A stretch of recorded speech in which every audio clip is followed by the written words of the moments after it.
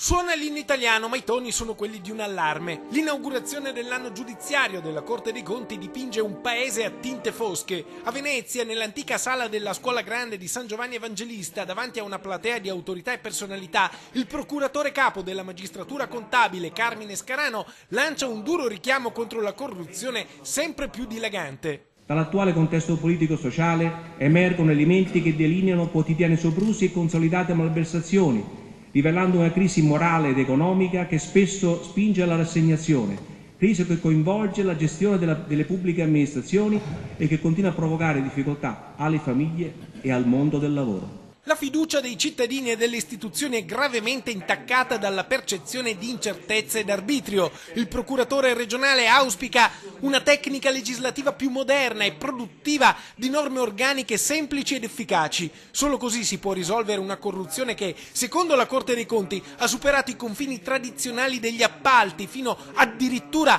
ad orientare le stesse scelte strategiche dell'azione pubblica. La corruzione e la concussione si manifestano non solo con le modalità direttamente riconducibili alle corrispondenti fattispecie penali, quali le tangenti, ma trovano una loro sponda nel moltiplicarsi del peculato, del clientelismo, dell'utilizzo personale della ricchezza pubblica. Il maggior numero di pronunce della sezione riguarda il danno per disservizio con ripercussioni sull'immagine della pubblica amministrazione. A livello politico, invece, la magistratura contabile punta il dito contro lo sperpero di denaro pubblico. Secondo il centro studi di Confindustria, in Italia le società partecipate costano complessivamente 22 miliardi e 700 milioni di euro e il 58,3% di questi enti non sembra svolgere attività di interesse generale. La Regione Veneto, però, si è già attivata. Una legge e 2 delibere fissano il taglio del 40% delle società, mentre la provincia di Venezia vanta un bilancio sano. Abbiamo raggiunto degli obiettivi ambiziosi, basta pensare che circa 10 giorni fa siamo proprio stati premiati